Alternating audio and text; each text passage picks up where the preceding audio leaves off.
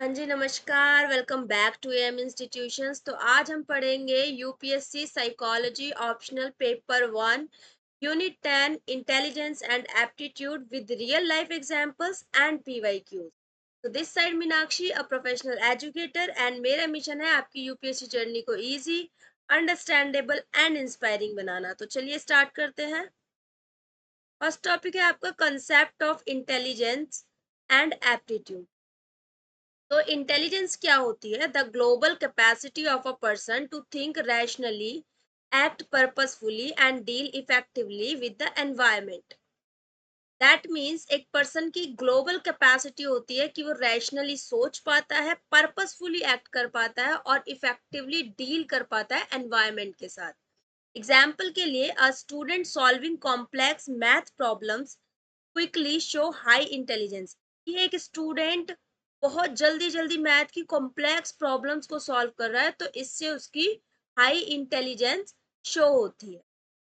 ठीक है जी। नेक्स्ट टॉपिक है आपका एप्टीट्यूड। एप्टीट्यूड क्या होता है? स्पेसिफिक एबिलिटी टू लर्न और develop proficiency in a particular skill with training. कि हमारे अंदर कुछ स्पेसिफिक एबिलिटी मतलब कोई स्पेशल एबिलिटी जनरेट हो जाती है, वो भी किसके किसके थ्रू आती है? वो एबिलिटी ट्रेनिंग के थ्रू। अगर हम रेगुलरली ट्रेनिंग लेते रहेंगे, सीखते रहेंगे, तो एप्टीट्यूड हमारे अंदर डेवलप होगा। ठीक है, तो ये एक स्पेसिफिक पोटेंशियल इसको माना जाता है। एग्जाम्पल के लिए a child who picks up music quickly shows high musical aptitude. कि अगर किसी बच्चे को हम म्यूजिक सिखाएं तो वो बहुत जल्दी म्यूजिक को क्विकली पिक कर लेता है। ठीक है, तो उससे क्या होता है? शो होती है उसकी musical high musical aptitude show होता है। तो आप ऐसे लर्न कर सकते हो। Intelligence means general ability. General ability आप ये भी कह सकते हैं इनेट होती है, मतलब बाय बर्थ होती है। तो इंटेलिजेंस हमारी पार्शियल जो होती है, कुछ जो हमारी इंटेलिजेंस होती है बाय बर्थ ही आती है, तो जनरल एबिलिटी हम इसे मान सकते हैं। लेकिन जो एप्टीट्यूड होता है वो ट्रेनिंग के थ्रू हमारे अंदर आता है, तो दैट मीन्स एक स्पेसिफिक पोटेंशियल इसको कहा जाता है। ठीक है जी। आई होप आपको इंटेलिजेंस एंड एप्टीट्यूड क्लियरली समझ आ गया होगा। ठीक है, नेक्स्ट टॉपिक पे चलते हैं। Nature of intelligence. इंटेलिजेंस का नेचर क्या होता है? तो फर्स्ट है आपका यूनिवर्सल। यूनिवर्सल नेचर होता है इंटेलिजेंस का। दैट मीन्स इंटेलिजेंस हर एक इंसान में पाई जाती है, बस फर्क ये होता है कि उनका लेवल अलग अलग होता है। ठीक है जी। इंटेलिजेंट हर किसी के अंदर, हर ह्यूमन बीइंग में पाई जाती है, तो द लेवल डिफर्स, बट उनके लेवल्स अलग अलग हो सकते हैं। एग्जाम्पल के लिए every child has some ability to learn but one may excel in math, another in music. तो हर एक बच्चे के अंदर सीखने की एबिलिटी होती है, बस फर्क क्या है कि किसी को मैथ अच्छे से समझ आती है तो किसी को म्यूजिक अच्छे से समझ आता है। तो सबकी जो कैपेसिटी होती है, सीखने की एबिलिटी जो होती है, सबकी डिफरेंट डिफरेंट होती है।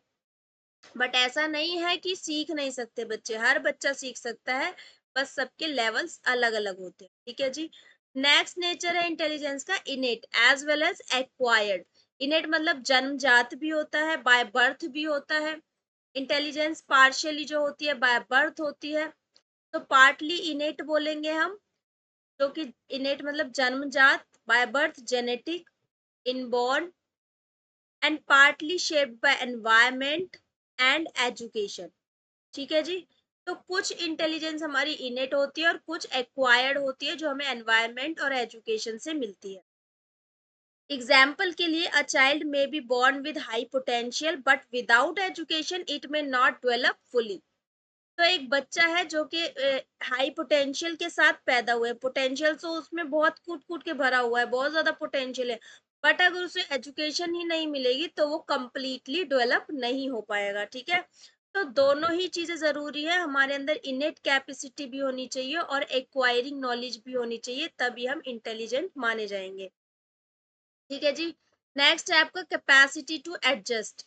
एडजस्ट होने की capacity. Intelligence help a person to adapt to new situations. Intelligence एक पर्सन को नए नए सिचुएशंस में, नई सिचुएशंस को अडेप्ट करने में हेल्प करती है। ठीक है जी। हम जैसे किसी भी सिचुएशन में जाते हैं, तो उसी सिचुएशन को हम अडेप्ट कर लेते हैं। ठीक है, तो उसे बोलते हैं कैपेसिटी टू एडजस्ट। हम कहीं भी एडजस्ट हो सकते हैं, हमारा हम अपना माइंडसेट सिचुएशन के अकॉर्डिंग ही सेट कर लेते हैं। क्लियर है जी। एग्जाम्पल है using problem solving skills when shifting to a new city और जॉब। कि अगर हम किसी नई जगह पर जाकर बस जाते हैं, कहीं दूसरी सिटी में जाकर शिफ्ट हो जाते हैं, या हमारी जॉब चेंज हो जाती है, तो हमारे अंदर कैपेसिटी होती है नई चीजों में एडजस्ट होने की। ठीक है, तो हम उस नई सिचुएशन के अकॉर्डिंग प्रॉब्लम सॉल्व भी कर लेते हैं, क्योंकि हमारे अंदर कैपेसिटी है एडजस्ट होने की। ठीक है जी। नेक्स्ट है, नेक्स्ट नेचर है इंटेलिजेंस का, different from achievement. Intelligence is an ability to learn and think while achievement is the outcome of learning. जो दोनों में मतलब डिफरेंस क्या है इंटेलिजेंस एंड अचीवमेंट में? तो इंटेलिजेंस एबिलिटी है लर्न करने की और थिंक करने की, जबकि जो अचीवमेंट है वो लर्निंग का आउटकम माना जाता है। ठीक है, हम जो सीख रहे हैं, हम जो सोच रहे हैं, हमारी सोचने की सीखने की जो एबिलिटी है उसे हम इंटेलिजेंस बोलेंगे। और जो इंटेलिजेंस के थ्रू रिजल्ट आ रहा है, उस रिजल्ट को, आउटकम को हम अचीवमेंट बोलेंगे। क्लियर है जी। Example, a student may be intelligent but if not motivated exam marks में भी लो। ये एक बच्चा है, एक स्टूडेंट है जो इंटेलिजेंट तो है, लेकिन अगर वो मोटिवेटेड नहीं रहेगा तो उसके एग्जाम में मार्क्स कम आ सकते हैं। दैट मीन्स उसकी मार्क्स आने का मतलब क्या है, आउटकम, आउटकम लो होगा, दैट मीन्स उसका अचीवमेंट कम हो रहा है। ठीक है, इंटेलिजेंट है बट अचीवमेंट लो जा रहा है उसका। ठीक है, तो दोनों एक दूसरे से डिफरेंट है। दोनों जो इंटेलिजेंस और अचीवमेंट है, दोनों एक दूसरे से डिफर करती है। ठीक है जी। नेक्स्ट, नेक्स्ट नेचर की बात कर लेते हैं, डायनामिक नॉट स्टैटिक। जो इंटेलिजेंस होती है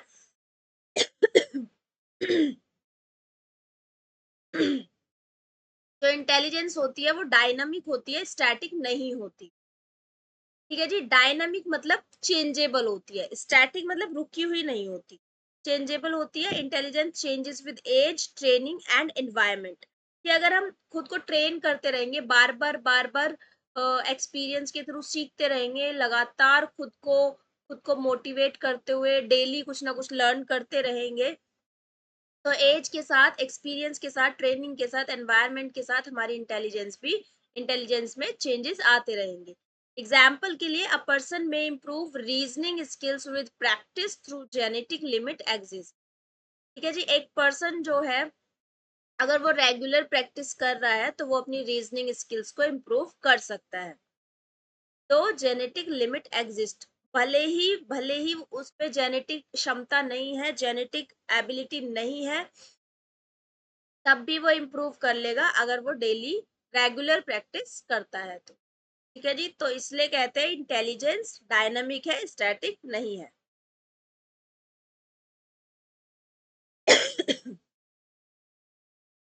नेक्स्ट पॉइंट है एब्स्ट्रैक्ट एंड कॉम्प्लेक्स। एब्स्ट्रैक्ट है मतलब कि इंटेलिजेंस को आप देख नहीं सकते। आपने नाउन्स में भी पढ़ा होगा, एब्स्ट्रैक्ट नाउन होती है। नाउन मतलब, एब्स्ट्रैक्ट नाउन मतलब ऐसी नाउन जिसे हम टच नहीं कर सकते, सिर्फ फील कर सकते हैं। तो यही एब्स्ट्रैक्ट का मीनिंग होता है कि जिस भी चीज को हम सिर्फ फील कर सकते हैं, टच नहीं कर सकते, उसे एब्स्ट्रैक्ट बोलेंगे। तो इंटेलिजेंस क्या है, इंटेलिजेंस को हम सिर्फ फील कर सकते हैं, हम उसे टच नहीं कर सकते। तो इंटेलिजेंस एब्स्ट्रैक्ट है एंड कॉम्प्लेक्स है। That means it is not directly seen, इसे डायरेक्टली देखा नहीं जा सकता, बट इन्फर्ड थ्रू परफॉर्मेंस। लेकिन परफॉर्मेंस के थ्रू हम इसे इन्फर्ट कर सकते हैं, पहचान सकते हैं कि बच्चा कितना इंटेलिजेंट है, परफॉर्मेंस के थ्रू। ठीक है जी। एग्जाम्पल के लिए IQ test, problem solving task. अगर हम बच्चे का आईक्यू टेस्ट लेके देखते हैं तो हमें पता चल जाता है कि बच्चा कितना इंटेलिजेंट है। और अगर हम किसी भी प्रॉब्लम को सॉल्व करने के लिए देंगे तो किस तरीके से वो प्रॉब्लम को सॉल्व कर रहा है, इससे भी पता लग जाता है कि बच्चा कितना इंटेलिजेंट। ठीक है जी। नेक्स्ट है आपका, 1 मिनट स्टूडेंट, मैं 1 मिनट में आती हूँ, तब तक के लिए वेट कीजिए। पानी पी लेती हूँ मैं फटाफट से। Just minute.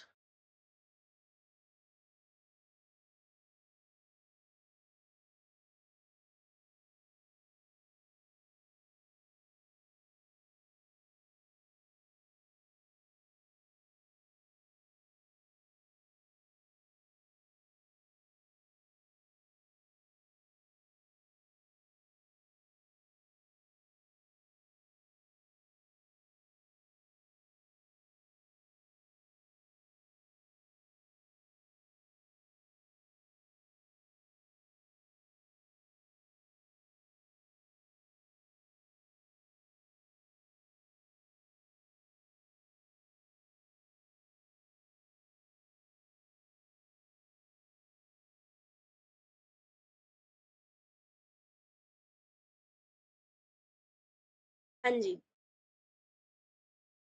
कहाँ पढ़ते हैं हम? Abstract and complex. ठीक है, ये समझ आ गया आपको कि जो इंटेलिजेंस होती है वो एब्स्ट्रैक्ट होती है एंड कॉम्प्लेक्स होती है। नेक्स्ट हम बात करेंगे मल्टी डायमेंशनल।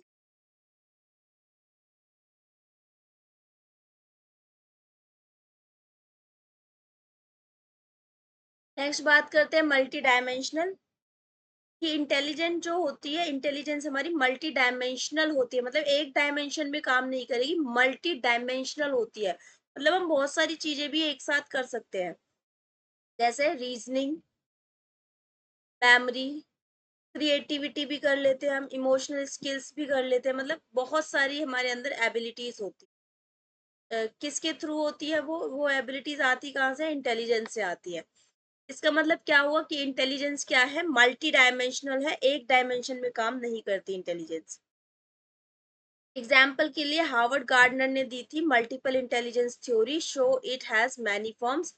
जिससे ये शो होता है वो मैं आगे भी पढ़ाऊंगी, इसी इसी यूनिट में पढ़ाऊंगी गार्डनर की मल्टीपल इंटेलिजेंस थ्योरी। जिससे ये शो होता है कि हमारी जो इंटेलिजेंस होती है वो मल्टी डायमेंशनल होती है, बहुत सारी फॉर्म्स होती है इंटेलिजेंस की। ठीक है। नेक्स्ट पॉइंट है आपका प्रिडिक्टिव। प्रिडिक्टिव होती है कि मतलब हम इसे प्रिडिक्ट भी कर सकते हैं, कि intelligence can predict future success in academics, job and adaptation. हम मतलब प्रिडिक्शन कर सकते हैं कि फ्यूचर में हमें कितनी सक्सेस मिलेगी, हमें एकेडमिक्स में कितनी सक्सेस मिलेगी, जॉब में कितनी सक्सेस मिलेगी, करियर में कितनी सक्सेस मिलेगी, अडेप्टेशन में। ये सारी चीजें हम प्रिडिक्ट पहले से ही कर सकते हैं। एग्जाम्पल के लिए अगर बच्चे का हाई आईक्यू है, ठीक है, तो हम उसके हाई आईक्यू से पहले से ही प्रिडिक्शन लगा पाएंगे कि वो स्टडी में कैसा परफॉर्म करेगा और प्रॉब्लम को कितना एफिशिएंटली सॉल्व करेगा। ठीक है जी। तो ये है प्रिडिक्टिव, कि इंटेलिजेंट प्रिडिक्टिव होती है, जिसे हम पहले से ही प्रिडिक्ट कर सकते हैं, फ्यूचर की जो भी बातें होंगी उन्हें हम पहले से ही प्रिडिक्शन उसकी कर सकते हैं। ठीक है जी। ओके स्टूडेंट, नेक्स्ट टॉपिक पे चलते हैं, थ्योरीज ऑफ इंटेलिजेंस। इंटेलिजेंस की थ्योरीज अब हम पढ़ेंगे, कुछ पांच छह थ्योरीज हैं, उनको हम पढ़ लेते हैं। फर्स्ट है आपकी स्पीयरमैन टू फैक्टर थ्योरी, जिसको हम जीएस फैक्टर थ्योरी भी बोलते हैं। अगर आ जाए एग्जाम में जीएस फैक्टर थ्योरी किसकी होती है, जैसे मान लो आपको एग्जाम में नाम ना मिले कि स्पीयरमैन की थ्योरी पे आपको आंसर लिखना है, आपको सिर्फ ये दे दिया जाए कि जीएस फैक्टर थ्योरी लिखनी है, तो आपको ध्यान रखना है कि ये जीएस फैक्टर थ्योरी, स्पीयरमैन की ही टू फैक्टर थ्योरी को जीएस फैक्टर थ्योरी बोलते हैं। ठीक है, तो ये थ्योरी दी किसने थी? चार्ल्स स्पीयरमैन ने दी थी। कब दी थी? 1904 में दी थी। इसका मतलब क्या है कि इंटेलिजेंस उसने उन इंटेलिजेंस के उसने दो फैक्टर्स बताए थे, एक general factor G for general and एक दिया था specific factor S for specific. ठीक है, तो दो फैक्टर्स दिए थे, G S, G for general and S for specific. तो जी फैक्टर हम पढ़ लेते हैं। जी फैक्टर जो होता है बेटा, बर्थ मतलब हमारे जन्म से ही कांस्टेंट रहेगा, मतलब जो हमारे जन्म से ही हमारे अंदर पहले से ही एग्जिस्ट करता है, ये फैक्टर हमारे बाय बर्थ से होता है और लाइफ टाइम तक कांस्टेंट रहता है, चेंज नहीं होता है। ठीक है, present in all mental task, reasoning, problem solving. तो हमारे ऑल मेंटल टास्क के लिए, ऑल मेंटल टास्क में ये प्रेजेंट होता है, जैसे कि reasoning, problem solving etcetera. Common abilities को हम बोलते हैं, जनरल है तो कॉमन एबिलिटी बोलेंगे, that helps in overall performance, आपकी ओवरऑल परफॉर्मेंस में ये जनरल फैक्टर काम आता है। ठीक है, नेक्स्ट हम बात कर लेते हैं S factor, that means specific intelligence factor भी बोलते हैं इसको हम। जी फैक्टर जनरल इंटेलिजेंस हो गई और एस फैक्टर स्पेसिफिक इंटेलिजेंस हो। तो जनरल फैक्टर हमने पढ़ा था कि हमेशा कांस्टेंट रहेगा और बर्थ से ही होता है, लेकिन जो स्पेसिफिक फैक्टर होता है वो चेंज होता रहता है, क्योंकि ये बर्थ से नहीं होता, ये आपकी ट्रेनिंग के थ्रू आता है, ये आपकी एजुकेशन के थ्रू आता है। आप जितना ज्यादा रिहर्सल करोगे, जितनी ज्यादा प्रैक्टिस करोगे, जितने ज्यादा एक्सपेरिमेंट्स करोगे, उसके थ्रू आपके अंदर ये फैक्टर आएगा।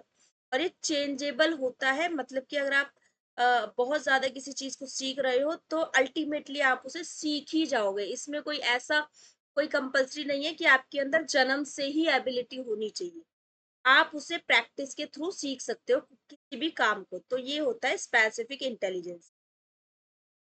ठीक है जी, जो चेंजेबल है और एजुकेशन, ट्रेनिंग और प्रैक्टिस के थ्रू आता है। Different for different activities, reading, playing music, solving physics, ये अलग अलग एक्टिविटीज हैं, तो अलग अलग एक्टिविटीज के लिए अलग अलग स्पेसिफिक इंटेलिजेंस फैक्टर होता है। एग्जाम्पल के लिए reading physics requires general factor, जिसमें रीजनिंग की बात करते हैं, एंड स्पेसिफिक फैक्टर जिसमें सब्जेक्ट स्पेसिफिक स्किल्स की बात करते हैं। तो फिजिक्स को रीड करने के लिए आपको जनरल और स्पेसिफिक दोनों फैक्टर्स की जरूरत पड़ती है। ठीक है जी, तो आपके अंदर जब ये दोनों फैक्टर्स होंगे तभी आप जीनियस माने जाओगे, अदरवाइज आप जीनियस नहीं माने जाओगे, इडियट माने जाओगे, है ना बेटा। अभी पढ़ेंगे, इडियट में आपको हंसने वाली बात नहीं है, इडियट का भी हम टॉपिक पढ़ेंगे। आईक्यू से डिसाइड होता है कि आप कितने जीनियस हो, कितने कितने एवरेज हो और कितने इडियट हो। ठीक है, तो आईक्यू का टॉपिक भी अभी हम पढ़ेंगे। ठीक है, बात कर लेते हैं नेक्स्ट टॉपिक की। नेक्स्ट है आपकी थर्स्टन की थ्योरी है, 7 प्राइमरी मेंटल एबिलिटीज दी थी थर्स्टन ने। वर्बल कॉम्प्रिहेंशन फर्स्ट है आपकी, वर्बल कॉम्प्रिहेंशन, ये आपके अंदर मतलब समझने की कितनी पावर है। Ability to understand ideas expressed in words, कि आपको जो वर्ड्स में एक्सप्रेस किए जा रहे हैं आइडियाज, उन आइडियाज को आप कितना अच्छे से अंडरस्टैंड कर पाते हैं। एग्जाम्पल के लिए, understanding the meaning of a paragraph in a book और न्यूज़पेपर, कि बुक या न्यूज़पेपर में कोई भी पैराग्राफ आपको दे दिया गया और उस पैराग्राफ के मीनिंग को आप कितने अच्छे से अंडरस्टैंड कर पा रहे हो। मतलब आपको पूरा पूरा वीडियो में, वीडियो टाइप में नहीं दिखाया जाएगा, आपको सिर्फ वर्ड्स में बोला जाएगा और आप उनके उस वर्ड्स को कितने अच्छे से अंडरस्टैंड कर पाते हो, उन वर्ड्स को ही पढ़कर आप उस स्टोरी को कितना अच्छे से समझ पाते हो, ये है आपकी वर्बल कॉम्प्रिहेंशन एबिलिटी। ठीक है जी, नेक्स्ट है आपकी वर्ड फ्लुएंसी, कि आप वर्ड्स को कितने अच्छे से समझने की एबिलिटी है आपके अंदर। Ability to produce words rapidly, कि आप कितना जल्दी, मान लो आपको 4-5 अल्फाबेट्स दे दिए गए, आप उन 4-5 अल्फाबेट्स का यूज करके कितना जल्दी कोई वर्ड बना लेते हो। तो वो वर्ड फ्लुएंसी होती है, कि आप कितना जल्दी कोई नया वर्ड बना लोगे लिमिटेड वर्ड्स के साथ। जैसे मान लो एक स्टूडेंट है, उसे बहुत सारे वर्ड्स दे दिए गए, making as many words as possible from the letter of the word education in a word game. तो मान लो एजुकेशन के ही सारे लेटर दे दिए गए और उस लेटर देकर ही उससे बोला गया कि आप उससे और कितने लेटर्स और कितने वर्ड्स बना सकते हो। तो रैपिडली जो बच्चा इस एजुकेशन वर्ड से और भी वर्ड्स बना पाएगा और फटाफट बना पाएगा फ्लुएंटली, तो उसके अंदर वर्ड फ्लुएंसी एबिलिटी होती। ठीक है जी। जैसे देखो, एक तो यहीं से मिल गया कॉजन, CATION कॉजन, है ना। उसके बाद और कुछ बना सकते हो, CAT कैट, यहाँ से देखो CAT कैट भी बन रहा है, AT एट भी बन रहा है। तो मतलब इस तरीके से आपको कोई भी वर्ड्स, कोई भी अल्फाबेट्स दे दिए जाएंगे और कितनी क्विकली आप उस उन अल्फाबेट से नए वर्ड्स बना पाते हो, तो ये है आपकी वर्ड फ्लुएंसी। नेक्स्ट आ जाते हैं नंबर एबिलिटी। नंबर एबिलिटी क्या होती है, नंबर से ही क्लियर हो रहा है, मैथ से, मैथ के रिगार्डिंग प्रॉब्लम्स होंगी इसमें। ठीक है, अगर आप मैथ की प्रॉब्लम्स को एक्यूरेटली सॉल्व कर पाते हो, क्विकली सॉल्व कर पाते हो मैथ्स की प्रॉब्लम्स को, तो आपके अंदर नंबर एबिलिटी है। जैसे आपने 25 into 36 को फटाफट सॉल्व कर दिया, मेंटली सॉल्व कर दिया बिना कॉपी पेन का यूज किए हुए। ठीक है, तो आपके अंदर नंबर एबिलिटी है, बिना किसी और कैलकुलेटिंग अ शॉप्स डिस्काउंट क्विकली। और शॉप्स जो भी डिस्काउंट आपको दे रही है और आप जल्दी से कैलकुलेट कर पाते हो, क्विकली कैलकुलेट कर पाते हो, तो उसको, इसका मतलब है कि आपके अंदर नंबर एबिलिटी है।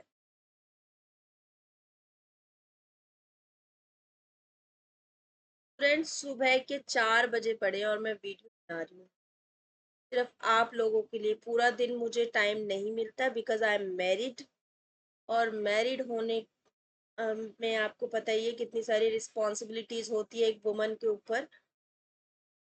तो मैं अपनी रातों की नींद हराम करके आपके लिए वीडियोस बनाती हूँ। पूरा दिन मैं बिजी रहती हूँ, एंड मैं वर्किंग भी हूँ, जॉब भी करती हूँ। साथ में अपना कोचिंग सेंटर भी चलाती हूँ, और रात में जो मुझे टाइम मिलता है, अपनी नींद का जो टाइम होता है, उसमें से मैं आपके लिए टाइम निकाल के ये वीडियोस बनाती हूँ, और आप लोग फिर भी सपोर्ट नहीं कर रहे, तो इसका मतलब डिमोटिवेशन होती है ना। हम लोगों को मोटिवेट नहीं करते हो आप लोग। चलो नेक्स्ट टॉपिक करते हैं, छोड़ो ये सारी बातें तो होती रहेंगी।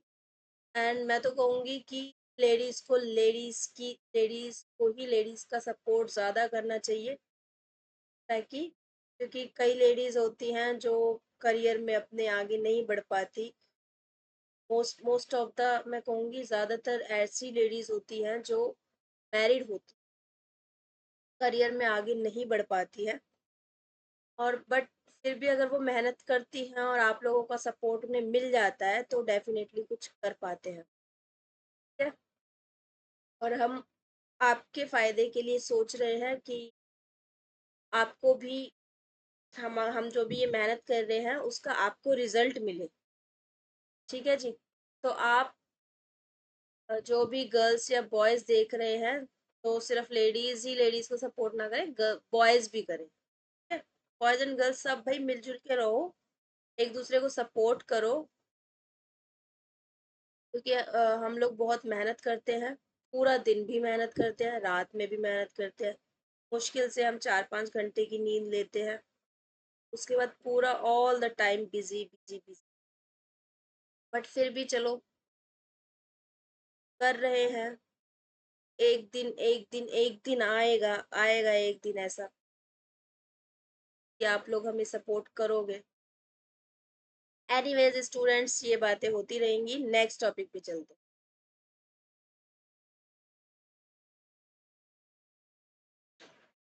तो ये तो मैंने पढ़ा दिया था ना आपको, नंबर एबिलिटी पढ़ा दिया था। ठीक है, नेक्स्ट पे चलते हैं। नेक्स्ट है थर्स्टन का ही पढ़ा रहे हैं, फोर्थ है इसका, fourth ability, memory. Ability to recall information, कि हम इंफॉर्मेशन को कितना जल्दी रिकॉल कर पाते हैं, कि आपकी याददाश्त कितनी स्ट्रांग है, आप कितना अच्छे से चीजों को जल्दी से रिकॉल कर पाते हो। एग्जाम्पल के लिए, remembering a phone number after seeing it once, और recalling science formulas in exams, कि आप फोन नंबर को कितना तेजी से सिर्फ देखते ही उसे याद रख पा रहे हैं, या फिर मान लो एग्जाम, आपका साइंस का एग्जाम है और आप साइंस के फॉर्मूलाज को एग्जाम टाइम में कितना जल्दी रिकॉल कर पाते हैं, तो इससे पता चलती है कि आपके अंदर मेमोरी एबिलिटी कितनी है। नेक्स्ट है परसेप्चुअल स्पीड, कि आप तेजी से फर्क को पहचानना, तेजी से कितना जल्दी डिफरेंसेस को पहचान पा रहे हो। Ability to notice similarities and differences quickly, कि आप चीजों के अंदर कितनी जल्दी सिमिलैरिटीज और कितनी जल्दी डिफरेंसेस को पकड़ पाते हो। एग्जाम्पल के लिए, in a spot the difference, picture puzzle, finding differences within a seconds, जैसे न्यूज़पेपर में भी आती है ना वो चीजें। आपने कभी न्यूज़पेपर लिया हो तो पता होगा कि डिफरेंस ढूंढो, 5 डिफरेंस ढूंढो, 10 डिफरेंस ढूंढो, 2 पिक्चर दे दी जाती है, एक जैसी सी पिक्चर होती है, बस थोड़ा थोड़ा उसमें 5-6 डिफरेंसेस होते हैं और आपको ढूंढने के लिए दिए जाते हैं, मतलब एक पजल की तरह ही होता है। तो आप कितना तेजी से उसमें डिफरेंसेस पहचान पाते हो, सिमिलैरिटीज कितना तेजी से देख पाते हो, तो वो है आपकी परसेप्चुअल स्पीड। नेक्स्ट है इंडक्टिव रीजनिंग। इंडक्टिव रीजनिंग होती है कि आप ability to see pattern and solving problems logically, आप कितनी कितनी अच्छे से पैटर्न्स को देख पाते हो, कितनी कितनी जल्दी आप पैटर्न्स को समझ पाते हो, प्रॉब्लम्स को लॉजिकली सॉल्व कर पाते हो, ये आपकी इंडक्टिव रीजनिंग। एग्जाम्पल के लिए आपको सीरीज का एक क्वेश्चन दे दिया गया 2, 4, 8, 16, तो नेक्स्ट नंबर बताओ। रीजनिंग के क्वेश्चन आते हैं ना आपके यूपीएससी में भी आते हैं, सी सेट में, तो सी सेट में इस टाइप के क्वेश्चन आ जाते हैं, इससे पता चलता है आपकी इंडक्टिव रीजनिंग कैसी है। तो 2 2 to the 4, 4 to the 8, 8 to the 16, 16 to the 32, next number 32 होगा। ठीक है, तो इस तरीके से आप कितना जल्दी पजल्स को सॉल्व कर पाते हो, कितना जल्दी आप सीक्वेंस को, सीरीज को सॉल्व कर पाते हो, तो इससे आपकी इंडक्टिव रीजनिंग का पता चलता है। नेक्स्ट है स्पेशल विजुअलाइजेशन। स्पेशल, देखो नाम से ही क्लियर है, स्पेशल मतलब स्पेस की बात हो रही है, जगह की बात हो रही है, आकार की बात हो रही है। ठीक है, तो आप जगह को और साइज को कितना अच्छे से समझ पा रहे हो, तो इसे कहते हैं spatial visualization. Ability to visualize and manipulate objects in space, तो स्पेस में आप ऑब्जेक्ट्स को कैसे विजुअलाइज कर पा रहे हो, कितना कितना आसानी से मैनिपुलेट कर पा रहे हो, तो इस एबिलिटी को आपकी बोलेंगे स्पेशल विजुअलाइजेशन। एग्जाम्पल के लिए understanding how furniture will fit in a room और solving a 3D cube unfolding question. कि जैसे आप कहीं फर्नीचर खरीदने गए हो और आप कितनी जल्दी आपने अपने रूम का साइज पता लगा लिया, बिना मतलब देखे भी आपको पता लग जाएगा कि हाँ ये वाला बेड हमारे रूम में फिट आ जाएगा। ठीक है, आप फर्नीचर खरीदने जाते हो तो इससे पता चलता है कि आप स्पेस को कितनी जल्दी समझ पा रहे हो। आपके रूम में कितना स्पेस है कि ये वाली चीज आपके रूम में फिट आ सकती है, आपके घर में ये वाली चीज फिट आ सकती है, तो आप अपने घर के अकॉर्डिंग ही चीजें खरीदते हो। तो इसका मतलब आप आकार को और जगह को समझ रहे हो, तो आपके अंदर क्या है, स्पेशल विजुअलाइजेशन। ठीक है जी। आई होप आपको थर्स्टन की ये सारी 7 प्राइमरी मेंटल एबिलिटीज समझ आ गई होंगी, ये सारी थर्स्टन की। ठीक है जी, चलते हैं नेक्स्ट टॉपिक पे। नेक्स्ट है आपका Gilford structure of intellect model. तो गिलफर्ड ने ना 3 डायमेंशन दी है इंटेलिजेंस की। वो 3 डायमेंशन कौन कौन सी हैं, operations, contents, products. Total 150 factors दिए हैं गिलफर्ड ने इंटेलिजेंस के। एग्जाम्पल के लिए क्रिएटिव राइटिंग, आप कोई क्रिएटिव राइटिंग कर रहे हो तो उसमें ऑपरेशन आता है जो कि थिंकिंग होती है। थिंकिंग, क्रिएटिव राइटिंग में थिंकिंग की नीड होती है जिसे ऑपरेशन बोलेंगे। वर्ड्स की जरूरत पड़ती है तो कंटेंट आपका हो गया, और उन वर्ड्स के थ्रू आप क्या बनाते हो, स्टोरी बनाते हो, तो ये स्टोरी क्या हो गई, प्रोडक्ट हो गई। मतलब हर चीज में 3 डायमेंशन की इंटेलिजेंस, आप कोई भी नई चीज बना रहे हो उसमें 3 डायमेंशन की जरूरत पड़ेगी ही पड़ेगी। Operations, contents and products. तो जैसे कि आपने क्रिएटिव राइटिंग की तो उसमें आपने थिंकिंग की, वर्ड्स लिखे एंड स्टोरी बनाई। तो थिंकिंग हो गई ऑपरेशन, वर्ड्स हो गए कंटेंट एंड स्टोरी हो गई प्रोडक्ट। बस इतना सा ही था गिलफर्ड में, ज्यादा नहीं है, बस आप इतना सा याद रख लें कि एग्जाम के लिए इतना इनफ है। नेक्स्ट टॉपिक है बेटा आपका वर्णन, हायरार्किकल थ्योरी। इंटेलिजेंस, वर्णन ने बताया कि इंटेलिजेंस स्ट्रक्चर्ड होती है, कि स्टार्टिंग कहाँ से होती है, जनरल से, और एंड कहाँ पे होती है, स्पेसिफिक पे। मतलब जनरल टू स्पेसिफिक होती है आपकी इंटेलिजेंस। तो जनरल के बाद जैसे आप मेजर ग्रुप्स बनाओगे, देन माइनर ग्रुप्स बनाओगे, जैसे बड़े बड़े पार्ट्स बनाते हो फिर उन्हें सब पार्ट्स में तोड़ देते हो। कोई भी चीज नया काम करते हो तो आप पहले बड़े बड़े पार्ट्स बनाओगे, उन्हें फिर छोटे पार्ट्स में डिवाइड कर दोगे। देन स्पेसिफिक इंटेलिजेंस तक आप पहुंच जाते हो, मतलब आप कुछ नई चीज बना पाते हो, कुछ नया काम कर पाते हो। तो जो वर्णन ने बताया कि इंटेलिजेंस स्ट्रक्चर्ड होती है, जनरल से शुरू होती है और स्पेसिफिक पे एंड होती है। Example at the top general IQ, then verbal, educational and mechanical spatial division. ठीक है जी, तो इस तरीके से स्ट्रक्चर फॉर्म में वर्णन ने इंटेलिजेंस की हायरार्किकल थ्योरी। हायरार्की का मतलब ही स्ट्रक्चर्ड फॉर्म होती है। ठीक है, नेक्स्ट थ्योरी की बात कर लेते हैं, स्टर्नबर्ग ट्राइआर्किक थ्योरी। ट्राइआर्किक थ्योरी का मतलब तीन तीन इसने अपने मेथड्स दिए हैं, मेथड्स नहीं बोलेंगे, 3 फैक्टर्स दिए हैं स्टर्नबर्ग ने। अपनी थ्योरी के 3 फैक्टर्स हैं इसके, जैसे कि नंबर 1 हो गया एनालिटिकल इंटेलिजेंस। एनालिटिकल इंटेलिजेंस में बताया गया है कि बुक्स को स्मार्ट माना जाता है, कि आप सिर्फ बुक्स को पढ़ के प्रॉब्लम सॉल्व कर पा रहे हो, रीजनिंग कर पा रहे हो, मतलब इसमें बुक ही सब कुछ है एनालिटिकल इंटेलिजेंस में। ठीक है, क्रिएटिव इंटेलिजेंस में कि आप एक्सपीरियंस के थ्रू नई नई आइडियाज सीख रहे हो, नई नई तरीके सीख रहे हो कोई भी काम करने के, इमेजिन कर पा रहे हो आप नई नई चीजें, मतलब आप क्रिएटिव होते जा रहे हो, तो उसे बोलेंगे क्रिएटिव इंटेलिजेंस। नेक्स्ट है प्रैक्टिकल इंटेलिजेंस। प्रैक्टिकल इंटेलिजेंस जो होती है उसकी एनालिटिकल इंटेलिजेंस से कोई लेना देना नहीं है। एनालिटिकल इंटेलिजेंस के बिल्कुल अपोजिट होती है प्रैक्टिकल इंटेलिजेंस। एनालिटिक में बुक को ही स्मार्ट बताया गया है, जबकि प्रैक्टिकल इंटेलिजेंस में स्ट्रीट स्मार्ट बताया गया है। स्ट्रीट स्मार्ट बताया गया है। ठीक है, स्ट्रीट स्मार्ट का मतलब है कि आप प्रैक्टिकली सोच पा रहे हो, एक्सपेरिमेंट्स के थ्रू, रिहर्सल के थ्रू, प्रैक्टिस के थ्रू कोई भी चीज कर पा रहे हो, तो उसे बोलेंगे प्रैक्टिकल इंटेलिजेंस। जैसे कि ability to adapt to real life situations, कि आप रियल लाइफ सिचुएशंस को अडेप्ट कर पा रहे हो, वो जो एबिलिटी होती है वो आपकी प्रैक्टिकल इंटेलिजेंस है। अब जैसे आपने एग्जाम दिए, आपने एग्जाम्स दिए हैं, क्वेश्चन पेपर सॉल्व किए हैं, तो वो आपकी एनालिटिकल इंटेलिजेंस है जिसमें बुक्स को स्मार्ट बताया गया है। लेकिन अगर आप अपनी लाइफ का कोई एग्जाम दे रहे हो, जैसे मान लो आपकी लाइफ में कोई प्रॉब्लम आ गई और आपने लाइफ की प्रॉब्लम को सॉल्व किया है, तो आपने प्रैक्टिकली कुछ देखा है, प्रैक्टिकली कुछ करके सीखा है, ठीक है, तो वो आपकी हो गई प्रैक्टिकल इंटेलिजेंस।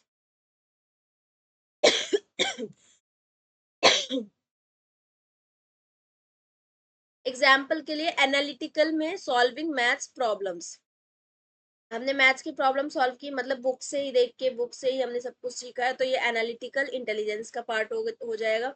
हमने कोई नई पोयम लिखी है, अपने दिमाग से सोच के, नए नए आइडियाज सोच के हमने नई पोयम लिख दी, तो मतलब हमारा एक क्रिएटिव माइंड इससे पता चलता है, क्रिएटिव इंटेलिजेंस हो गई। नेक्स्ट आपकी प्रैक्टिकल, जैसे आपने मार्केट में गए हो और आपने बार्गेनिंग की है, मतलब रियल लाइफ में कुछ करके देखा है, तो वो आपकी प्रैक्टिकल इंटेलिजेंस हो। तो आई होप आपको स्टर्नबर्ग की ट्राइआर्किक थ्योरी समझ आ गई हो। नेक्स्ट हम आ जाते हैं नेक्स्ट थ्योरी पे, जेपी दास। जेपी दास की पास थ्योरी है, PASS। पास की फुल फॉर्म देख लो, P मतलब planning, A for attention, S for simultaneous and S for successive processing. तो ये पास की फुल फॉर्म थी, planning, attention, simultaneous and successive processing. तो इसमें जेपी दास बताते हैं कि intelligence is how well we plan, focus and process information. की इंटेलिजेंस वो होती है कि हम किस तरीके से प्लानिंग करते हैं, कितना फोकस कर पाते हैं, एंड प्रोसेस इंफॉर्मेशन को प्रोसेस कैसे कर पाते हैं। ठीक है, तो इस इंटेलिजेंस की ये डेफिनेशन दी है जेपी दास ने। एग्जाम्पल के लिए देखो, प्लानिंग पे अब हम चारों स्टेप्स धीरे धीरे पढ़ेंगे। तो प्लानिंग क्या है? Making a time table. हमने टाइम टेबल बनाया, तो हमने एक प्लानिंग की है कि पहले हम टाइम टेबल बनाएंगे, उसके अकॉर्डिंग ही हम काम करेंगे। ठीक है, तो प्लानिंग कर ली, पहले टाइम टेबल बनाया। उसके बाद अटेंशन, कंसंट्रेटिंग इन क्लास, कि क्लास में किस तरीके से हम कंसंट्रेट करेंगे, मतलब कितना फोकस कर पाएंगे, तो फोकस को ही अटेंशन बोलते हैं। ठीक है, नेक्स्ट है साइमultaneous, कि हम डायग्राम्स को कैसे समझ पा रहे हैं, तो वो हो गया simultaneous. Next successive, learning a poem step by step, हमने एक पोयम लर्न की और स्टेप बाय स्टेप हमने पोयम को लर्न किया है, तो वो हो जाएगी आपकी सक्सेसिव प्रोसेसिंग। ठीक है, ये चारों आपको लर्न करने हैं, planning, attention, simultaneous and successive processing. ये जेपी दास की पास्ट थ्योरी हम इसको बोलते हैं। ठीक है जी, नेक्स्ट आ जाते हैं इमोशनल इंटेलिजेंस। इमोशनल इंटेलिजेंस आपको नाम से ही पता चल रहा है कि इमोशंस की बात हो रही है, कि हम खुद के और दूसरों के इमोशंस को किस तरीके से समझ पा रहे हैं, रेगुलेट कर पा रहे हैं। तो वो जो एबिलिटी होती है, वो आपकी इमोशनल इंटेलिजेंस एबिलिटी होती है, कि आप परसीव कर पा रहे हो, अंडरस्टैंड कर पा रहे हो, रेगुलेट कर पा रहे हो खुद के और दूसरों के इमोशंस। ठीक है जी, रियल लाइफ एग्जांपल देख लेते हैं। A manager Kameng down his angry team member, कि उसके उसके जो टीम मेंबर है, मैनेजर मैनेजर के बहुत गुस्से वाले हैं, और वो किस तरीके से उन गुस्से वाले टीम मेंबर्स को शांत करवाता है, तो ये उसकी हो गई इमोशनल इंटेलिजेंस। ठीक है, कि वो किस तरीके से दूसरों के इमोशंस को समझ पा रहा है, उनके साथ कैसे डील कर पा रहा है, तो उसे हम बोलेंगे इमोशनल इंटेलिजेंस। ठीक है, नेक्स्ट है आपकी सोशल इंटेलिजेंस। सोशल इंटेलिजेंस में कि हम लोगों को कितना समझ पा रहे हैं, सोशल मतलब सोसाइटी की सिचुएशंस को कितना समझ पा रहे हैं। तो ये जो एबिलिटी होती है, to understand people and social situations, कि हम लोगों को और सोशल सिचुएशंस को कितना समझ पा रहे हैं, तो वो हमारी हो जाएगी सोशल इंटेलिजेंस। ठीक है, लोगों को और सोशल सिचुएशन को समझने की एबिलिटी सोशल इंटेलिजेंस मानी जाती है। एग्जाम्पल के लिए, a teacher knowing which student needs encouragement versus discipline, कि एक टीचर ये अगर समझ पाता है कि किस स्टूडेंट को एनकरेजमेंट की नीड है और किस स्टूडेंट को डिसिप्लिन की नीड है, तो सबके अलग अलग बच्चों के अकॉर्डिंग वो उनकी नीड्स को पहचान पा रहा है, समझ पा रहा है, और उनकी प्रॉब्लम्स को सॉल्व सॉल्व कर पा रहा है। तो टीचर के अंदर क्या होगा? सोशल इंटेलिजेंस होगी। सोशल इंटेलिजेंस के थ्रू ही वो अलग अलग बच्चों की अलग अलग नीड्स को समझ पा रहा है और उनकी प्रॉब्लम्स को सॉल्व कर पा रहा है, तो ये है उसकी सोशल इंटेलिजेंस। नेक्स्ट आ जाते हैं हम गार्डनर थ्योरी। मैंने आपको पहले बताया था कि गार्डनर हम आगे पढ़ेंगे, तो अब आ गया है आपका गार्डनर का topic, Gardner theory of multiple intelligence 1983, Harvard university.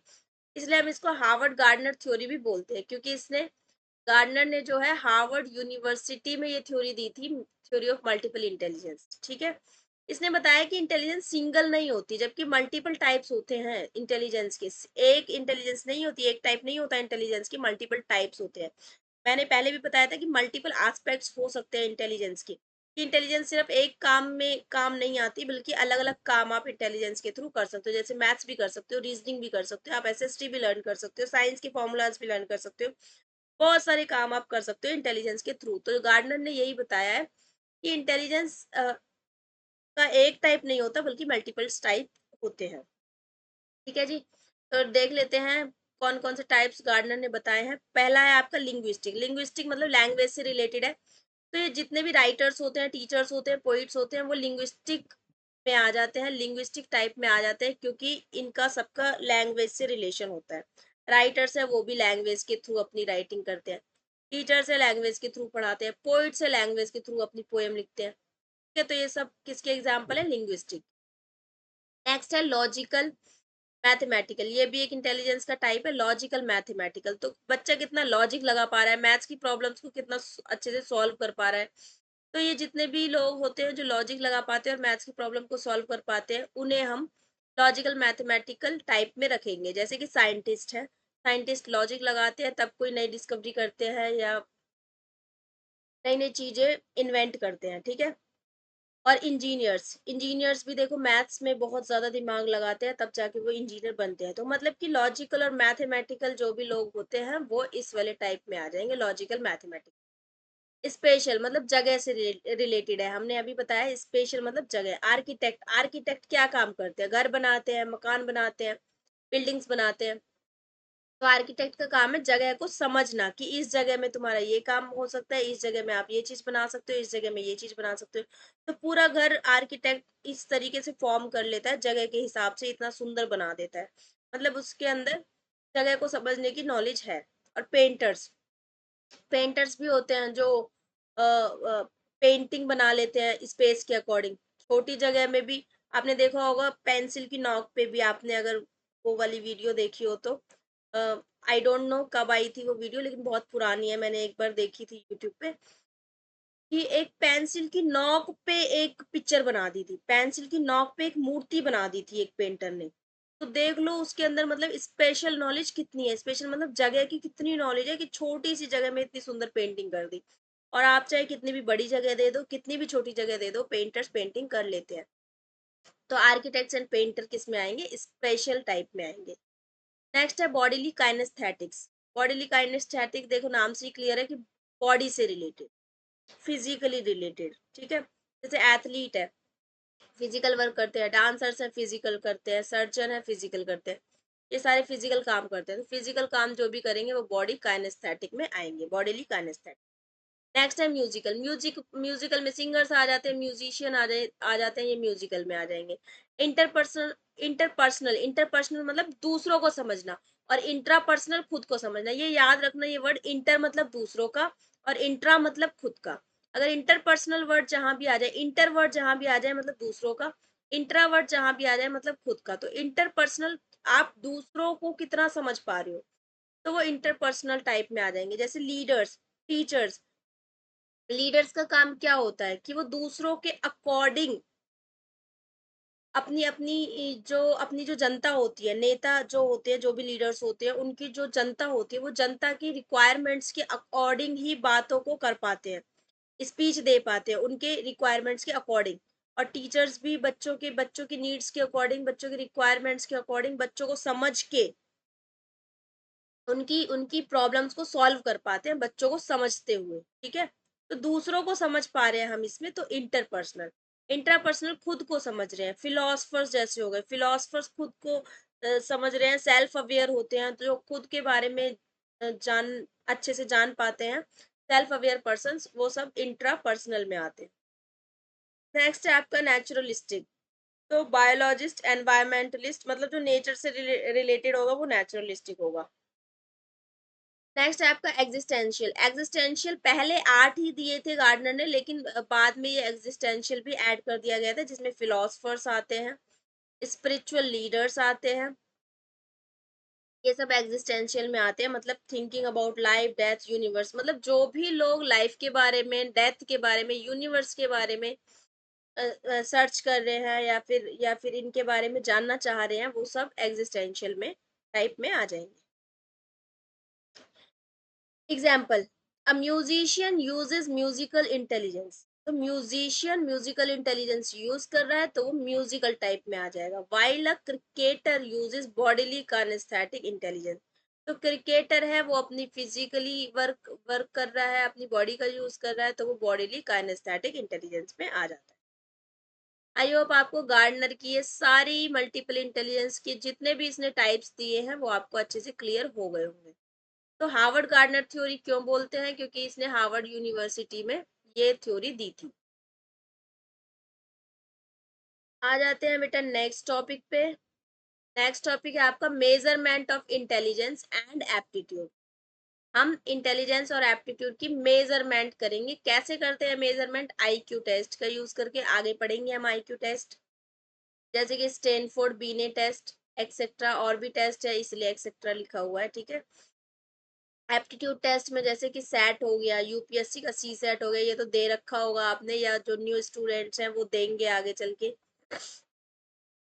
तो सी सेट की फुल फॉर्म में ये है सिविल सर्विसेज एप्टीट्यूड टेस्ट, ठीक है। तो सी सेट आपके एप्टीट्यूड को ही एप्टीट्यूड का टेस्ट लेने के लिए ही ये सी सेट लिया जाता है, कि आप कितने अच्छे से रीजनिंग कर पाते हो, कितना अच्छे से लॉजिक लगा पाते हो, क्योंकि आगे रियल लाइफ में जो ये आप यूपीएससी की जॉब करने वाले हो, आईएएस बनने वाले हो, उसमें आपके एप्टीट्यूड को देखा जाता है कि आप कितने अच्छे से प्रॉब्लम्स को डील कर पाते हो।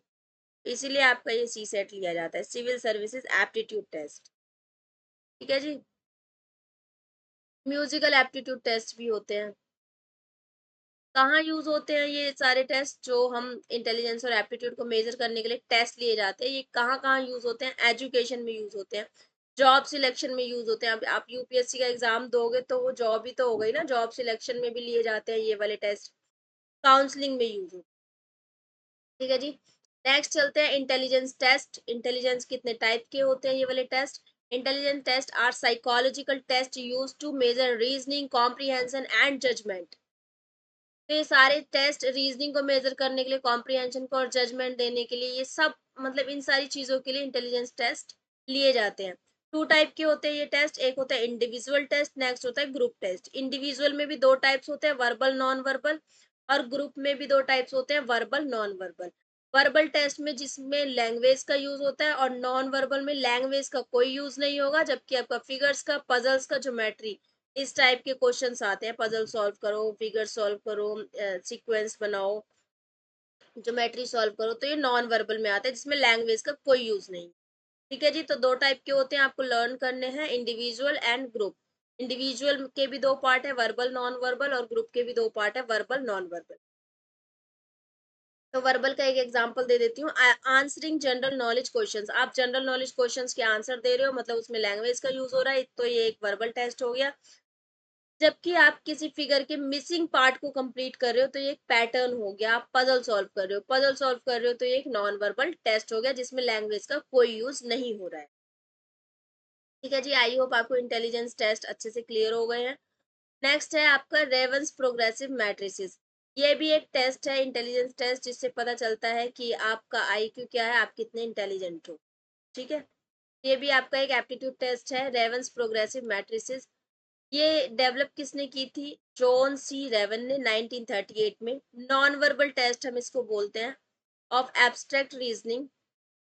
एब्स्ट्रैक्ट रीजनिंग इसमें होती है, नॉन वर्बल टेस्ट होता है।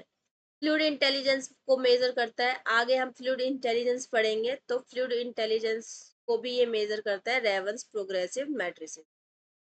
Easy to use across cultures, तो यूज करने में भी इजी होता है रेवंस प्रोग्रेसिव मैट्रिसेस। टाइप्स क्या क्या है इसके? थ्री टाइप्स है, coloured progressive matrices, standard progressive matrices and advanced progressive matrices. Coloured progressive matrices बच्चों के लिए है, ये for children elderly mentally weak, elderly mentally weak, ठीक है, बच्चों के लिए और एल्डर्स के लिए, और जो मेंटली रिटार्डेड होते हैं, दिमाग से कमजोर होते हैं, वीक होते हैं, उनके लिए ये टेस्ट लिया जाता है, कलर्ड प्रोग्रेसिव मैट्रिसेस। नेक्स्ट है स्टैंडर्ड प्रोग्रेसिव मैट्रिसेस, ये एवरेज एडल्ट्स के लिए होते हैं। एवरेज एडल्ट्स के लिए ये वाले टेस्ट लिए जाते हैं, स्टैंडर्ड प्रोग्रेसिव मैट्रिसेस। नेक्स्ट है एडवांस्ड प्रोग्रेसिव मैट्रिसेस, ये हाई एबिलिटी एडल्ट्स के लिए, मतलब जो जीनियस पीपल होते हैं, जीनियस लोगों के लिए फिर एडवांस लेवल पे टेस्ट लिए जाते हैं, एडवांस प्रोग्रेसिव मैट्रिसेस। एग्जाम्पल के लिए choosing the correct missing figure in a pattern, आप पैटर्न में मिसिंग फिगर को चूज, करेक्ट मिसिंग फिगर को चूज कर पा रहे हो, तो ये एक रेवंस प्रोग्रेसिव मैट्रिसेस टेस्ट माना जाएगा। मतलब कि नॉन वर्बल है ना, इसमें भी लैंग्वेज का कोई यूज नहीं हो रहा, इसमें आपको पैटर्न्स देखने को मिलेंगे, मेजेस मिलेंगे, मेजेस मतलब भूल भुलैया टाइप के, पजल टाइप के क्वेश्चंस मिलेंगे, तो इस टाइप के क्वेश्चंस मिलेंगे आपको। इसमें वर्बल टेस्ट, इस टेस्ट को वर्बल टेस्ट नहीं बोलते, लैंग्वेज नहीं होती इसमें, इसमें आपकी पैटर्न वगैरह और ये सब चीजें ही होती है, पजल्स वगैरह, पैटर्न्स वगैरह।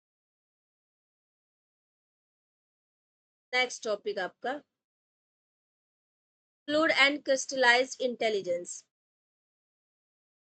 कैटल ने दिया था 1963 में, ये आप याद रखेंगे, कैटल ने दिया था ये फ्लूइड एंड क्रिस्टलाइज्ड इंटेलिजेंस। तो आपका एक टेस्ट और आएगा, कैटल, कैटल कल्चर टेस्ट, जिसे हम कल्चर फ्री टेस्ट भी बोलते हैं, तो आगे भी आएगा। तो इस फ्लूइड को भी हम कैटल बोलते हैं, क्योंकि ये फ्लूइड इंटेलिजेंस भी कैटल ने दी थी 1963, और एक कैटल कल्चर टेस्ट भी आएगा, वो हम आगे पढ़ेंगे, ठीक है। तो फ्लूइड इंटेलिजेंस को आप कैटल टेस्ट भी बोल सकते हैं, ठीक है जी। Fluid and crystallize intelligence Cattell ने दिया था 1963 में। फ्लूइड इंटेलिजेंस क्या होता है, ability to solve new problems independent of past learning, ये बहुत इंपॉर्टेंट लाइन है कि पास्ट लर्निंग से इंडिपेंडेंट होता है, मतलब इसमें आपकी प्रीवियस नॉलेज कोई काम नहीं आएगी, ये आपको ऑन द स्पॉट प्रॉब्लम्स को सॉल्व करना होता है, पास्ट नॉलेज का कोई अफेक्ट नहीं पड़ता, आपका जो भी टेस्ट होगा उसमें पास्ट नॉलेज का कोई अफेक्ट नहीं है, आपको प्रेजेंट में रहकर ही अपने प्रेजेंट सिचुएशन को देखते हुए ही सारी चीजें सॉल्व करनी पड़ेंगी, पास्ट नॉलेज से फ्री होता है ये टेस्ट।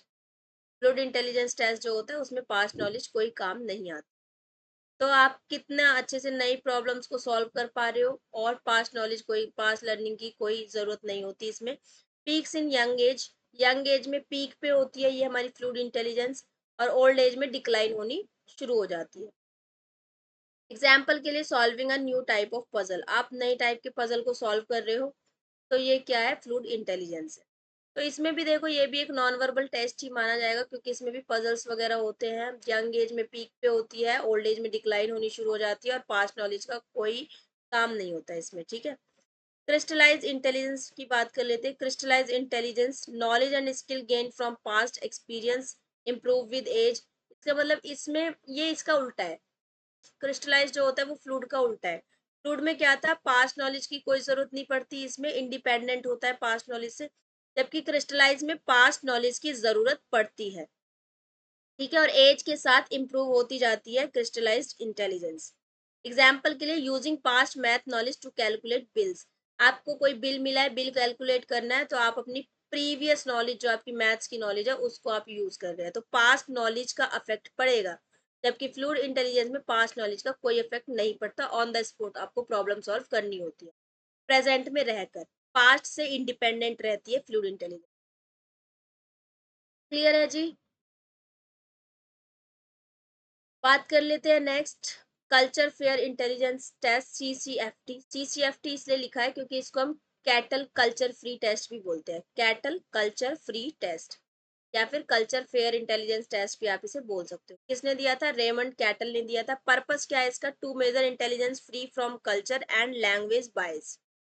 तो कल्चर फ्री टेस्ट क्यों बोलते हैं इसमें, इसको हम, क्योंकि इसमें जो आपकी इंटेलिजेंस टेस्ट होता है वो कल्चर से बिल्कुल फ्री होता है, इसमें कल्चर का कोई रोल नहीं होता, और लैंग्वेज का भी कोई बायस नहीं होता, तभी हम इनको नॉन वर्बल टेस्ट भी बोलते हैं, क्योंकि लैंग्वेज का कोई इसमें आपके ऊपर कोई बाउंडेशंस नहीं है कि लैंग्वेज यूज करनी है, आप बिना लैंग्वेज के भी, मतलब सिर्फ पैटर्न पजल्स वगैरह सॉल्व करने होते हैं, तो इसलिए नॉन वर्बल टेस्ट है, कल्चर फ्री है, और लैंग्वेज का कोई बायस नहीं, ठीक है जी। Useful for children, illiterate people and people from different cultures, तो ये बच्चों के लिए यूजफुल होती है, इलिटरेट पीपल जो पढ़ लिख नहीं सकते, अनपढ़ लोग जो होते हैं, क्योंकि वर्बल तो है ही नहीं ये टेस्ट, तो अनपढ़ लोगों के लिए भी अच्छा माना जाता है, and people from different cultures, अलग अलग कल्चर से जो लोग आए होते हैं उनके लिए भी अच्छा माना जाता है, क्योंकि ये कल्चर फ्री टेस्ट है, कल्चर का कोई इफेक्ट नहीं पड़ेगा। Focus is on fluid intelligence, अभी मैंने बताया था फ्लूइड इंटेलिजेंस को हम कैटल टेस्ट भी बोलते हैं, तो इसलिए कैटल के अंदर ये फ्लूइड इंटेलिजेंस भी आ गया है। Focus is on fluid intelligence, fluid intelligence पे फोकस करता है। रीजनिंग, प्रॉब्लम सॉल्विंग, ये सारे फ्लूइड इंटेलिजेंस का पार्ट है। कैरेक्टरिस्टिक क्या है? नॉन वर्बल टेस्ट है, ये तो मैं बहुत देर से बताती आ रही हूँ कि ये एक नॉन वर्बल टेस्ट है, ठीक है। पैटर्न पजल्स का यूज होता है। Does not depend on language और एजुकेशन, लैंग्वेज और एजुकेशन पे कोई डिपेंडेंसी नहीं रहती, क्योंकि ये नॉन वर्बल है। Measures reasoning, problem solving and abstract thinking, ये किस किस को मेजर करता है? आपकी रीजनिंग को, आप कितना एफिशिएंटली प्रॉब्लम्स को सॉल्व कर पाते हो और कितना एब्स्ट्रैक्टली सोच पा रहे हो, ठीक है, उसको मेजर करता है ये culture free test. Can be given to all age groups, हर एक एज ग्रुप के लोगों को दिया जा सकता है। एडमिनिस्ट्रेड इन ग्रुप और इंडिविजुअल सेटिंग्स, ग्रुप में और इंडिविजुअल सेटिंग्स में दोनों में एडमिनिस्ट्रेड होता है। Time limited and objective, limited time मिलता है और ऑब्जेक्टिव टाइप के होते हैं। Reduces effect of environment, culture और एनवायरमेंट का कोई इफेक्ट नहीं होता। Based on performance not knowledge, आपकी परफॉर्मेंस पे बेस होता है, आपकी नॉलेज पे बेस नहीं होता है। समझ आ गया आपको कल्चर फ्री टेस्ट? नेक्स्ट बात कर लेते हैं इसके लेवल्स की, levels of Cattell culture free test. इसके हम लेवल्स की बात कर लेते हैं। लेवल 1 आपका होता है स्केल 1, जो कि 4 से 8 साल की एज ग्रुप के बच्चों के लिए होता है और उनकी लो मेंटल एबिलिटी होती है। इसमें टोटल 8 सबसेट्स होते हैं, जैसे mazes, copying symbols, identifying drawings, completing figures etcetera, ये सारी चीजें इसके अंदर आती हैं। Used for mentally challenge and young children, जो मेंटली रिटार्डेड लोग होते हैं और जो यंग बच्चे होते हैं उनके लिए भी यूजफुल होता है।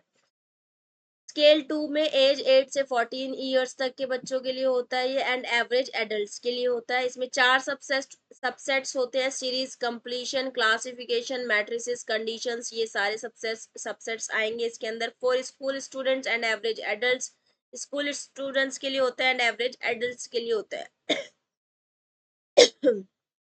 स्केल 3 में आपका एडल्ट हाईली इंटेलिजेंट, ऐसे एडल्ट जो जीनियस होते हैं, बहुत ज्यादा इंटेलिजेंट होते हैं, हाई इंटेलिजेंट होते हैं पीपल, उनके लिए स्केल 3 टेस्ट लिए जाते हैं। जैसे कि for college students, officers, gifted individuals के लिए ये वाले टेस्ट होते हैं। Used in advance testing situation, advance testing situation में यूजफुल होते हैं।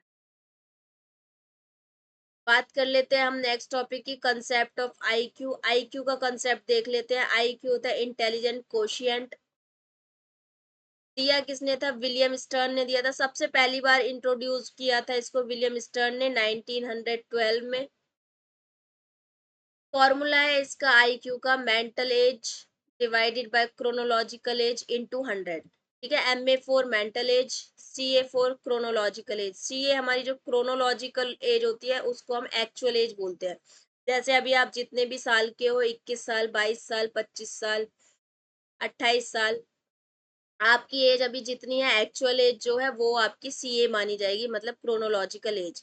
और मेंटल एज आपकी मानी जाएगी, मान लो आप 10 साल की उम्र में 15 साल के बच्चे जितनी प्रॉब्लम सॉल्व कर पा रहे हो, तो आपका आईक्यू बहुत अच्छा है, तो वो आपकी मेंटल एज है। कि वैसे एक्चुअल एज आपकी 10 है, लेकिन काम आप 15 साल के बच्चों वाला कर रहे हो, तो 15 आपकी मेंटल एज मानी जाएगी, ठीक है जी। अभी एक क्वेश्चन भी हम इसका सॉल्व करेंगे, कैसे निकालते हैं। Origin of IQ testing, IQ testing का ओरिजिन कैसे हुआ? बीने साइमन टेस्ट 1905 फ्रांस में, बीने और साइमन ने मिलके 1905 फ्रांस में ये टेस्ट किया था। First intelligence test to identify children needing special education, तो जिन बच्चों को स्पेशल एजुकेशन की नीड थी उनके लिए फर्स्ट इंटेलिजेंस टेस्ट लिया गया था। Focused on memory, reasoning, comprehension, किस पे फोकस किया गया था? मेमोरी पर, रीजनिंग पर एंड कॉम्प्रिहेंशन पर। Concept of mental as introduce, mental as का कंसेप्ट इंट्रोड्यूस हुआ था पहली बार, बीने साइमन टेस्ट में पहली बार मेंटल एज का कंसेप्ट इंट्रोड्यूस किया गया था, ठीक है जी। नेक्स्ट आता है टर्मन, टर्मन बाद में आया था, इनके बीने और साइमन के बाद में टर्मन आया था 1916 में यूएसए में।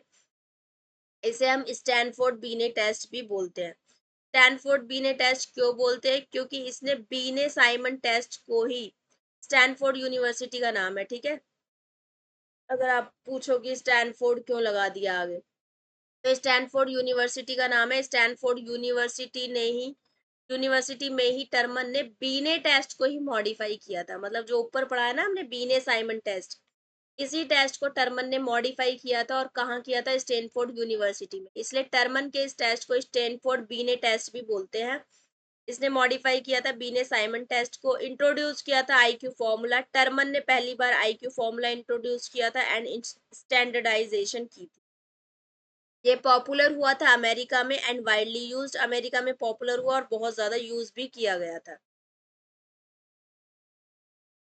ठीक है, आईक्यू की क्लासिफिकेशन हम देख लेते हैं, detailed as per your note.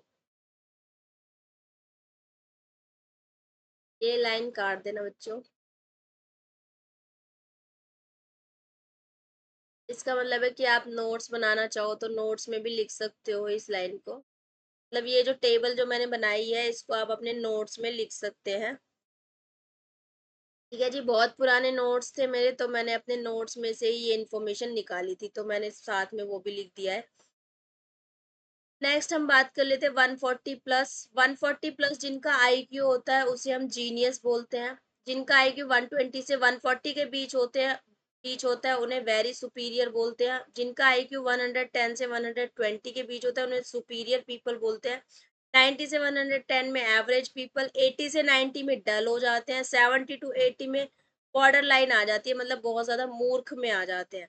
50 से 70 में माइल्ड मेंटल रिटार्डेशन, 25 से 50 में मॉडरेट रिटार्डेशन, 20 टू 25 में सेवियर रिटार्डेशन, मतलब कि बहुत ज्यादा महामूर्ख बुद्धि आ जाती है। बिलो 20 में प्रोफाउंड रिटार्डेशन, मतलब इससे भी लोअर लेवल आ जाता है, मतलब कि दिमाग ही काम नहीं करता जिसमें बिलो 20 में प्रोफाउंड रिटार्डेशन, बहुत ज्यादा दिमाग की कमी। ठीक है, तो ये सारे आईक्यू लेवल है, आईक्यू आपको लर्न करने हैं, सारे ये आईक्यू लेवल्स आपको लर्न करने हैं, पूरी की पूरी टेबल आपको लर्न करनी है। अब हम एग्जांपल देख लेते हैं आईक्यू निकालते कैसे। मैंने अभी फॉर्मूला बताया था, क्या फॉर्मूला बताया था? Mental as divide by chronological age into में 100। ठीक है, तो एक बच्चा 10 साल का है और उसकी मेंटल एज है 12। मान लो एक बच्चा 10 साल का है और वो 12 साल के बच्चे जितनी प्रॉब्लम सॉल्व कर पा रहा है, तो 10 साल उसकी एक्चुअल एज है, क्रोनोलॉजिकल एज 12 उसकी मेंटल एज है। तो फॉर्मूला क्या बताया था? Mental as divide by chronological age into में 100। तो 12 क्या करेंगे हम, कैसे निकालेंगे बच्चे का IQ? Mental as 12 divide by chronological as जो कि क्या है 10 है, इनटू में क्या करते हैं 100। फॉर्मूले में मतलब हमने सारी वैल्यूज को पुट कर दिया। जब आप इसे सॉल्व करोगे तो कितना आएगा? 10 से 10 कट कर दो, 12 इंटू 10 करोगे तो 120 आ जाएगा। तो 120 आपका क्या आ गया? आई क्यू आ गया। तो 120 आई क्यू आ गया, तो 120 कहाँ पर देखेंगे हम? यहाँ पर देखेंगे। 110 से 120 में क्या है? सुपीरियर। तो हमारा आई क्यू क्या है, किस लेवल में आ जाता है? सुपीरियर लेवल में आ जाता है, कि हमारी बुद्धि कैसी है? सुपीरियर है। ठीक है जी, तो हम सुपीरियर में आ जाएंगे। समझ आ गया आई क्यू कैसे निकालते हैं? तो इस तरीके से, इस फॉर्मूले से आप किसी भी बच्चे का या खुद का भी आई क्यू निकाल सकते हैं। नेक्स्ट, तो ये सारे टॉपिक्स इस यूनिट्स में थे। इस 10th जो यूनिट है आपकी इंटेलिजेंस एंड एप्टीट्यूड, ये सारे टॉपिक्स जो भी यूपीएससी के सिलेबस में दिए गए हैं, मैंने एक एक टॉपिक कवर करवाया, तो अच्छे से इन्हें लर्न कर लेना, पढ़ लेना, समझ लेना। ठीक है, बात कर लेते हैं प्रीवियस ईयर क्वेश्चंस की। प्रीवियस ईयर क्वेश्चंस में पहला क्वेश्चन है आपका, explain Spearman two factor theory with examples. करा दिया मैंने स्पीयरमैन की टू फैक्टर थ्योरी। नेक्स्ट है आपका, discuss Cattell culture free test, जिसे हम कैटल कल्चर फ्री टेस्ट भी बोलते हैं। कैटल कल्चर फेयर टेस्ट की जगह कैटल कल्चर फ्री टेस्ट भी बोलते हैं इसको हम। पर्पस बताने, कैरेक्टरिस्टिक्स एंड लेवल्स बताने, तो ये सारा भी मैंने आपको पढ़ा दिया है। नेक्स्ट है हमारा water fluid and crystallize intelligence, fluid और क्रिस्टलाइज इंटेलिजेंस पढ़ा दिया मैंने आपको। नेक्स्ट है आपका Binet Simon and Stanford Binet IQ test, detail में बताना है, तो बहुत बड़ा टॉपिक था ये, मैंने आपको डिटेल में करवाया है, ये करना है आपको। नेक्स्ट है आपका, describe Gardner theory of multiple intelligence with 9 types, मैंने 9 टाइप्स जो समझाए थे वो करने हैं आपको गार्डनर थ्योरी के। नेक्स्ट है आपको शॉर्ट नोट लिखना है रेवंस प्रोग्रेसिव मैट्रिसेस पे, सब कुछ कराया है डिटेल में। रेवंस प्रोग्रेसिव मैट्रिसेस करनी है आपको। नेक्स्ट है आपका स्टैनबर्ग, आपको एक्सप्लेन करना है स्टैनबर्ग ट्रायर्की थ्योरी ऑफ इंटेलिजेंस, जो 3 टाइप की मैंने बताई थी, एक में बुक स्मार्ट था, एक में प्रैक्टिकली था, बुक स्मार्ट था, एक में क्रिएटिव था और एक में प्रैक्टिकली था। ठीक है, प्रैक्टिकली में स्ट्रीट स्मार्ट था। तो स्टैनबर्ग की ट्रायर्की थ्योरी, आपको ये सातों के सातों क्वेश्चन 200 वर्ड्स में करने हैं और आपको एक क्वेश्चन में 6 to 7 मिनट से ज्यादा नहीं लगाना है। एक क्वेश्चन को कोशिश करना 6-7 मिनट में खत्म करने का, क्योंकि आपको एग्जाम में भी टाइम लिमिट मिलेगी। तो अपने टाइम को, अपनी स्पीड को बढ़ाओ, टाइम को सेव करने की कोशिश करो, बहुत कम टाइम मिलता है एग्जाम में और क्वेश्चन बहुत सारे होते हैं। तो 200 वर्ड्स में सिर्फ आपको रेलिवेंट चीजें लिखनी होती है। 200 वर्ड्स में पैटर्न आपको पता ही है, सबसे पहले introduction, then main body, then conclusion. इस टाइप से अपने क्वेश्चन लिखने हैं। तो ये सारे क्वेश्चंस की प्रैक्टिस करो और वीडियो को लाइक शेयर एंड चैनल को सब्सक्राइब जरूर कर देना। मिलते हैं नेक्स्ट वीडियो में, तब तक के लिए बाय एंड टेक केयर।